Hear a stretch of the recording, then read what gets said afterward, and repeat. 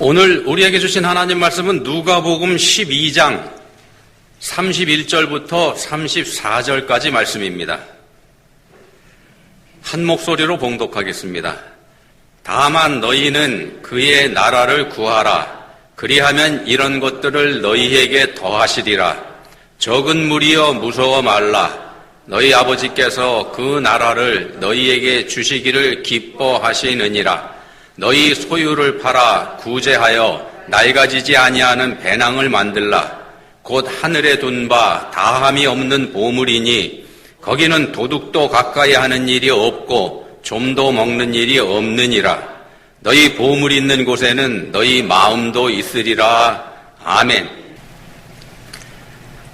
well aging이라고 하는 말 들어보셨죠? 우리말로 바꾸면 이제 성공적인 노화 또는 나이 잘 들어가기 이렇게 번역이 될 수 있을 것 같습니다.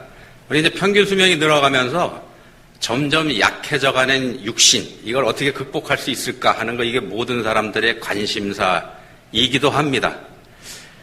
스탠퍼드 대학교에 보시면은 장수 연구센터라는 게 있답니다. 거기에 이제 소장으로 있는 로라 카스텐슨이라고 하는 분이 있는데, 이분은 노년기 분들에 대해서 연구하는 분들입니다. 노년기의 감정 변화, 행복, 여기에 관한 연구로 유명한 분인데, 이분은 어르신들, 노인들을 연구하면서, 관찰하면서 어르신들의 특징을 두 가지로 정리를 했습니다. 노인들의 특징 두 가지. 첫 번째가 뭐냐면요, 사람들은 나이가 들어갈수록 불필요하거나 스트레스가 많은 관계를 줄여가더라.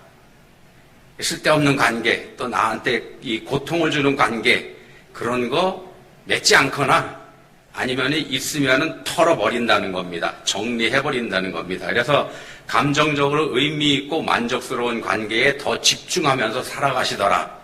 이게 연세 드신, 세상을 오래 살으신 어르신들의 특징이더라. 첫 번째 특징이 그겁니다. 두 번째 특징은 뭐냐면요, 긍정성 효과라고 하는 건데, 어르신들은 젊은 사람들에 비해서 부정적인 정보보다는 긍정적인 정보에 더 귀를 기울이고 긍정적인 정보를 더 잘 기억하시더라. 나쁜 거에 귀 기울이지 않고 좋은 얘기만 듣더라. 그런 얘기입니다. 자, 이런 까닭에 젊은이들에 비해서 삶에 대한 만족도가 어르신들이 더 높고 행복감을 더 느끼더라. 이분의 결론입니다. 언뜻 생각해보면요, 나이가 들어갈수록 신체적인 상실감이 커지기 때문에 우리 삶의 만족도가 떨어질 것 같은데, 그게 우리 일반적인 생각입니다만 그렇지 않더라는 겁니다.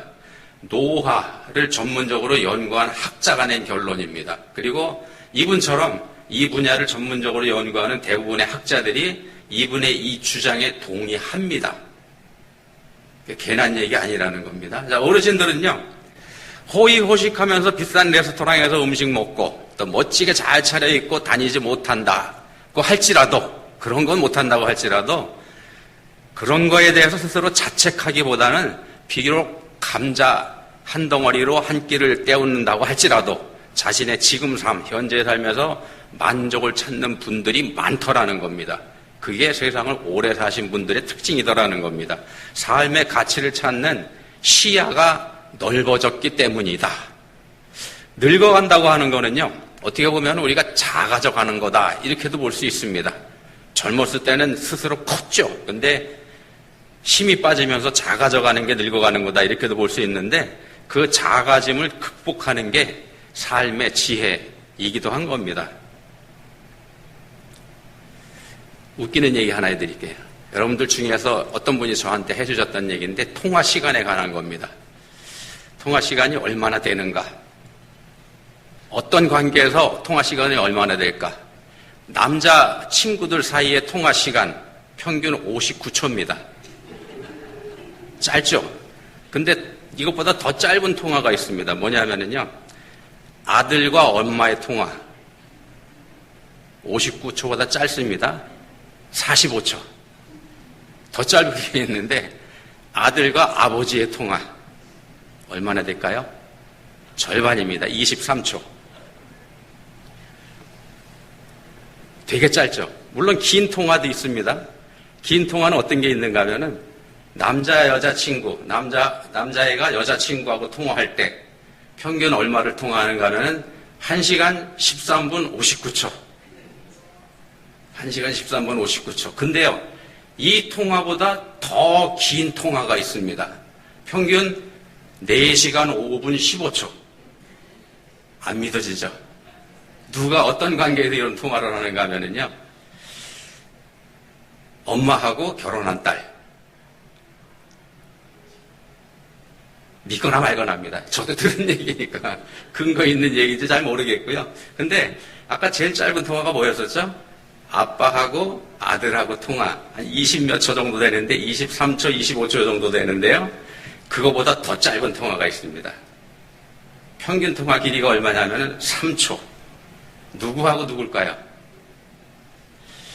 남편과 마누라. 근데요, 더 놀라운 얘기는요, 마누라가 남편한테 통화를 시도할 때 1분에 12번을 한답니다. 둘 다 끈질기죠? 1분에 12번이니까 끝까지 하고 끝까지 안 받고. 자, 앞에서 스탠포드 대학교 장수연구센터 소장님 얘기 말씀드렸죠? 이분 연구 중에서 노인들의 삶의 지혜, 첫 번째가 뭐라고 말씀드렸는지 기억하시나요? 벌써 잊어먹으셨나요? 첫 번째, 사람들은 나이가 들어갈수록 불필요하거나 스트레스가 많은 관계 줄여가더라, 정리하더라. 이게 첫 번째였었죠. 자, 남녀가 사귈 때에는 평균 1시간이 넘게 통화를 했는데, 그랬던 관계가 세월이 흘러서 1분에 12번 전화를 걸어도 받지 않는 것 사이로 변질되는 거. 이게 바로 불필요하거나 스트레스가 많은 관계를 줄여가는 인생의 지혜에서 온 건 아닐까? 어떻게 생각하세요? 만약 그렇다 그러면 이거 참 슬픈 일이죠. 슬프다기보다는 사실은 무서운 일일 겁니다. 이렇게 된다 그러면. 만약 진짜 그렇다 그러면은요. 인생이 왜 이렇게 무서운 것으로 변질됐을까? 그런 무서움 때문에 우리는 점점 더 작아져 가기도 합니다. 본문 32절에 보시면 예수님께서 이런 말씀을 하십니다. 적은 무리여 무서워 말라. 무서워하지 말라 이런 말씀을 하시는데 예수님께서 왜 무서워하지 말라고 하실까? 무서워하니까 무서워하지 말라고 하시겠죠. 무서워하지 말라. 내가 작아지는 것도 또 내가 적게 가진 것도 이거 다 무서운 겁니다. 세상적 기준으로 보면 사실은 이 세상은 무서움으로 가득한 세상이기도 합니다. 없는 게 사실은 무서운 거이기도 하니까. 세상에서 밀려가니까요. 자, 본문이 포함된 누가복음 12장은 오늘 본문도 누가복음 12장 안에 들어있는데 이 12장은 예수님을 보기 위해서 수만 명의 사람들이 모인 기사로부터 시작을 합니다. 이렇게 시작합니다. 그동안에 무리 수만 명이 모여 서로 밟힐 만큼 되었더니 한번 생각해 보십시오. 수만 명이 예수님을 보기 위해 모였습니다. 근데 바로 그 예수님을 옆에서 측근거리에서 모시고 있는 제자들, 이 사람들의 기분은 어땠을까요? 흥분되지 않겠습니까? 수만 명이나 모이고 이렇게 우리 예수님이 인기가 좋으니까 이제 예수님이 드디어 유대 나라의 왕이 되시면은 이제 다 된 것 같으니까 우리들도 한 자리 할 수 있다. 이런 기대에 충만했을 때니까 흥분됐을 겁니다. 자, 그렇게 들떠있는 제자들에게 근데 예수님은 엉뚱하게도 무슨 말씀을 하셨냐면은 바리새인들의 누룩을 조심하라고 하시면서 너희가 끌려가더라도 그러니까 붙잡혀가더라도 두려워하지 말라, 염려하지 말라 이런 말씀을 하십니다. 참새 한 마리 한 마리 하나님께서 매일매일 먹이고 챙기고 보호하시는데 하물며 너희일까 보냐. 믿음을 가져라 이런 말씀을 합니다. 자, 이 말씀을 제자들이 알아들었을까요? 그때 그 자리 분위기하고는 전혀 어울리지 않는 말씀을 하신 겁니다. 그러나 중에 또 어떤 사람이 갑자기 끼어들어가지고 이런 말을 하죠. 지난주에 우리가 살펴봤던 말씀인데 선생님, 내 형을 명하여 유산을 나와 나누게 하소서.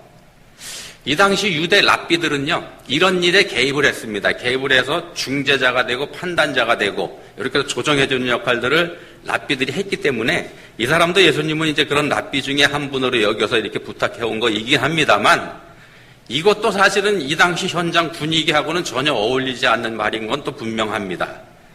이때 예수님께서는 어리석은 부자 비유를 말씀하시면서 탐욕을 경계하시는 그런 가르침을 주셨더랬죠. 자, 두려움과 염려와 탐욕으로 가득 차서 혼란스러운 게 이 세상의 삶이기도 합니다. 두려움과 염려와 탐욕으로 가득 찬 세상. 물론 거기에는 한 자리 기대하는 제자들의 잘못된 기대도 한 역할을 하고 있는 게 또 맞고요. 그게 맞습니다. 전부 다 들어가서 세상이 엉망진창이 돼가는 겁니다. 자, 그런 분위기가 확 깨지는 이상한 분위기로 돌아갔는데 그때 그러다가 다시 원래 예수님께서 하셨던 제자들이 하셨던 두려워하지 말라는 말씀으로 다시 돌아온 게 본문입니다. 세상에 권세 가진 자들을 두려워하지 말라 이 말씀을 다시 이어가시는 겁니다. 몸을 죽이고 그 후에는 능히 더 못하는 자들을 두려워하지 말라. 너희에게는 심지어 머리털까지도 다 세심바 되었나니 두려워하지 말라. 그들이 너희 잡아가서 끼껏 해봐야 죽이는 것밖에 더 하겠냐. 몸밖에 못 죽인다. 근데 영혼을 죽이시고 살리는 분이 계신다는 거 그거 기억해라. 이 말씀 하시는 겁니다. 자, 지금 수만 명이 모였지만 이 많은 사람들이 그리 오래지 않아서 이 사람들 확 돌변해 버릴 겁니다. 십자가에 못 박으소서, 십자가에 못 박으소서. 무서운 세상이죠. 자, 그때 제자들은 두려워할 게 분명하고 그렇게 될 거고요. 이 세상에서 가장 작고 보잘것없는 사람으로 가장 적은 무리로 자신들을 평가하게 될 겁니다. 지금 현장에서 들떠있는 그 분위기하고는 완전히 다른 그런 상태에 빠지게 될 거라는 겁니다. 그런 제자들, 그런 상태에 처하는 우리 그리스도인들이 봐야 될 게 뭔지 제대로 봐라 이 말씀을 하시는 겁니다. 눈에 보이는 두려움이 아니고 눈에 보이지 않는 그걸 볼 줄 알아야 된다. 히브리 11장 1절에서 말씀합니다. 우리가 잘 아는 말씀이죠. 믿음은 바라는 것들의 실상이요 보이지 않는 것들의 증거니. 보이지 않는 걸 보는 게 믿음입니다. 믿음이라고 하는 거는요, 우리 눈에 보이지 않는 걸 보는 게 믿음입니다. 눈에 보이지 않는 하나님이지만 하나님이 분명히 살아계신다는 증거는 널려 있습니다. 얼마든지 있습니다. 우리가 살고 있는 이 지구가 이렇게 존재한다는 것 자체가 기적이고 그 증거입니다. 또 우리가 우리 자신들이 이렇게 존재하고 숨쉬고 살아있다는 이거 역시 기적인 동시에 하나님께서 살아계시다는 증거가 됩니다. 이 모든 것들이 하나님을 증거하고 있는 것들입니다. 로마서 1장 20절에서 말씀하는 것처럼요. 창세로부터 그의 보이지 아니하는 것들, 곧 그의 영원하신 능력과 신성이 그가 만드신 만물에 분명히 보여 알려졌나니. 믿음의 눈으로 보면은 하나님이 살아계신다는 거 분명히 보인다는 겁니다. 믿음의 눈으로 보면 보입니다. 자, 그렇게 하나님의 존재를 믿으면 그 하나님께서 나를 보호하신다는 믿음, 이건 자연스럽게 생기는 겁니다. 그 하나님께서 나를 보호하신다는 믿음. 보잘것없는 참새 한 마리도 하나님의 허락이 없으면 하늘에서 떨어지지 않는 법인데 하물며 하나님의 형상으로 지으신 우리들이겠습니까? 하나님께서 택하신 그리스도인이겠습니까? 하나님 당신께서 직접 당신의 생명까지 내서 살려주신 우리 그리스도인들이겠습니까? 나는 보잘것없고 형편없더라도 날 보호하시는, 우리를 보호하시는 하나님은 위대하신 분입니다. 그 위대하신 하나님이 작은 나를 보호하십니다. 그리고 말씀하시죠. 적은 무리여 무서워 말라. 숫자가 적더라도 걱정하지 말라. 너희는 크고 너희는 많은 사람들이다. 자, 이스라엘의 12아들 중에 막내가 베냐민이죠. 이 베냐민이 성경에서는 작은 자의 상징입니다. 작은 자의 대명사입니다. 근데 이 사람이 가만히 보시면 미스테리의 인물입니다. 막내이기 때문에 그 이미지 자체가 약하게 우리한테 다가오죠. 막내니까. 막내가 가진 이미지가 그거죠. 성경 속의 베냐민, 이 사람 별거 아닙니다. 이 사람이 뭐 했다는 거 그런 게 없습니다. 근데 이 사람의 존재가 굉장히 중요합니다. 아무것도 안 하고 별것도 아닌데 존재가 굉장히 중요합니다. 아버지 야곱에게 4명의 아내들이 있었습니다. 그 중에서 남편 야곱이 가장 사랑했던 아내가 바로 라헬이지 않습니까? 가장 사랑받는 대신에 이 라헬에게는 자식이 없는 고통이 있었더랬습니다. 그래서 자기 몸종을 통해서 자식을 만들어내기도 하죠. 그 자체가 물론 탐욕입니다.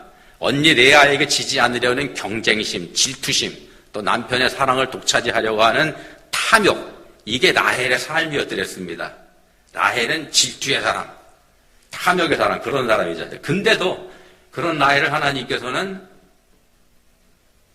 복을 주십니다. 은혜를 베푸시죠. 어떻게 하시는가?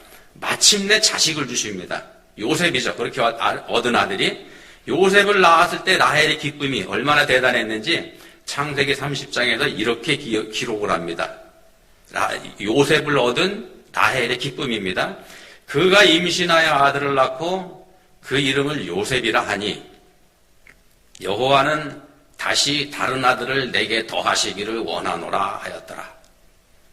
아들을 낳습니다. 어렵게 낳습니다. 자, 그렇다면 어떻게 해야 될까요? 만약 여러분이 결혼하시고서 10수년 동안 아이를 낳지 못하다가 어렵사이 아들 하나 얻었다. 그럼 여러분 어떻게 하시겠습니까? 처음에 나오는 게 뭡니까? 그런 감사하고 찬송이고 이러죠. 근데 라헬은 이렇게 말합니다. 여호와는 다시 다른 아들을 내게 더하시기를 원하노라. 요셉이라는 이름의 뜻이 뭐냐 하면요, 더하다입니다. 더하다. 쉽게 말씀드리면 무슨 얘기냐면은 하나님께서 아들 하나를 그 못돼 먹은 라헬에게 선물로 주셨습니다. 그랬더니 아들을 하나 얻은 라헬이 대뜸 하는 말이 뭐냐 하면은요, 하나 더. 이 바로 탐욕이죠. 하나님께서 이런 라헬에게 어떻게 해주십니까? 여러분 같으시면 이런 라헬 어떻게 하실까요? 하나 더 주십니다. 하나님은 하나 더 주십니다. 참 좋으신 하나님이죠. 그렇지 않습니까? 동의 안 하시나요? 근데 말입니다. 요셉을 낳았을 때도 이미 노산입니다. 노산. 근데 거기에 하나 더 하면 어떻게 될까요? 하나 더 낳다가 죽지 않습니까? 탐욕의 끝입니다. 그게 탐욕의 끝. 자, 그렇게 태어난 아들이 바로 베냐민입니다. 이스라엘의 막내 아들, 성경에 가장 연약한 존재로 등장하는 인물, 엄마 품에 안겨오지도 못한 불쌍한 아이. 창세기에 등장하는 베냐민은요, 어린아이이고 연약한 존재, 이렇게 등장을 합니다. 그래서 보호받죠. 아버지 야곱은 베냐민 절대 놓지 않으려고 내 생명을 내놓는 한이 있어도 얘는 안 돼, 이렇게 하죠. 유일한 동복형인 요셉은 베냐민 한 분 보기 위해서 형들을 압박을 합니다. 못 살게 하죠. 근데 심지어 요셉에게 모질게 했던 못된 형들까지도 이 베냐민을 어떻게든지 보호하고 살리기 위해서 내가 대신 죽겠습니다, 이렇게 나서기까지 합니다. 이 베냐민 살리기 위해서. 베냐민의 존재가 뭐길래 이렇게 난리들을 피는 걸까요? 자, 근데요, 이렇게 보호받을 이때의 베냐민이 어떤 사람이었냐 하면은요, 어린애가 아닙니다. 나이가 어리고 불쌍하니까 이렇게 보호하는 것도 그게 아니라는 겁니다. 이때 베냐민이 이미 장성한 어른입니다. 곧바로 애굽으로 내려가지 않습니까? 온 식구가 다. 그때 베냐민에게는 아들이 이미 10명이나 있었습니다. 창세기에 보시면 10명의 아들의 이름이 다 등장을 합니다. 근데도 이 베냐민을 서로 보호하려고 애를 쓰고 기를 씁니다. 이러니까 미스테리의 인물이죠. 자, 이스라엘의 역사를 살펴봐도 이 베냐민이 미스테리라는 걸 우리가 볼 수 있는데, 사사기 끝부분에 가서 보시면 이스라엘 모든 지파가 다 일어나가지고 이 베냐민을 징벌하지 않습니까? 인륜적으로 도덕적으로 형편없이 타락해버린 이 베냐민 지파를 심판합니다. 다 없애버리겠다, 이렇게 모든 지파가 울분을 가지고 일어나서 다 공격을 하죠. 그래서 베냐민은 지파 전체가 사라질 지경에 몰렸습니다. 여자하고 애들은 다 죽었고요. 남자들만 겨우 600명이 살아서 도망쳤죠. 근데요, 그런 상황에서 거기서 또 이스라엘 모든 지파가 이 베냐민을 다시 살리기 위해서 발벗고 나섭니다. 이거 살려야 되겠다. 그래서 그 덕분에 베냐민 지파가 가까스로 그 명맥을 유지하게 되지 않습니까? 작은 지파로 살아남습니다. 작은 지파로. 은혜로. 창세기에서 모든 형들이 얘 하나 살리려고 발벗고 나섰던 그런 장면이 다시 반복이 됩니다. 이 은혜입니다, 이게. 공로가 있어서 그런 거 아닙니다. 아무 공로 없고 오히려 자기들의 죄값으로 벌받아서 마땅한 놈들입니다. 근데 그런 자들을 다시 살려냅니다. 전적인 은혜, 그냥 거저 베풀어 주시는 사랑, 이렇게밖에는 해석이 안 됩니다. 우리 그리스도인들의 구원이 바로 이렇게 된다는 걸 보여주는 게 베냐민입니다. 우리가 구원받는 거 바로 베냐민처럼 구원받는 겁니다. 베냐민은 어머니 라헬의 탐욕으로 태어난 자식입니다. 탐욕으로 태어났습니다. 날 때부터 죄입니다, 그냥. 존재 자체가 죄죠. 근데 하나님께서 일하시는 방법을 한번 보시면은요, 놀랍습니다. 하나님께서 일하시는 방법은. 탐욕에도 선물로 주셨죠, 얘를. 12아들 중에서 오직 베냐민 이 아들만이 약속의 땅에서 태어납니다. 가나안의 약속의 땅 안에서 태어나게 하십니다. 언약 관점에서 보면은요, 이거 어마어마하게 귀한 사실입니다. 위에 11아들 다 필요 없습니다. 얘 하나만 붙잡아도 된다는 얘기가 됩니다. 다른 아들 모두 세상을 상징하는 밧단 아람이 이 사람들의 고향입니다. 어머니들의 친정, 거기가 고향이죠. 세상을 상징하는 데입니다. 거기는 약속의 땅이 아니죠. 그러니까 유일하게 약속의 땅에서 태어난 이 아들, 하나님께서 그렇게 하신 겁니다. 이 아들을 하나님께서 어떻게 버리실 수가 있겠습니까? 못 버리시는 겁니다. 끝까지 사랑하고 끝까지 감싸시고 끝까지 곁에 두시는 하나님의 일방적인 사랑이 이 베냐민을 향해 있다는 겁니다. 아버지 야곱의 베냐민을 향한 사람이 그걸 예표합니다. 이 베냐민이 용서받지 못할 죄를 범했을 때에도 도덕적으로 영적으로 다 타락했죠. 그랬을 때에도 징계는 하실지언정 마침내 용서하시면서까지 얘를 살려두십니다. 이게 하나님의 역사입니다. 어머니의 생명을 대신 취해가시는 한이 있어도 얘만은 살려두시는 거죠. 어머니의 생명을 대신 취해가십니다. 이 어머니의 희생이 바로 우리 죄를 대속하시는 예수님의 희생을 예표하고 있는 겁니다. 이스라엘 나라가 남북으로 갈라질 때요. 남북으로 갈라지지 않습니까? 솔로몬의 아들 때에서.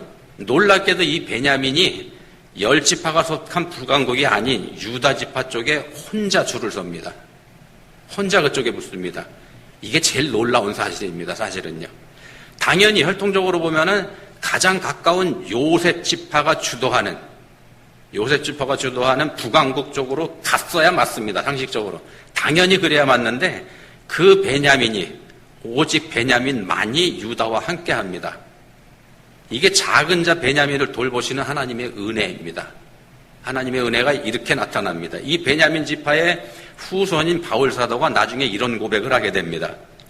나는 8일 만에 할례를 받고 이스라엘 족속이요 베냐민 지파요 히브리인 중에 히브리인이요 율법으로는 바리새인이요.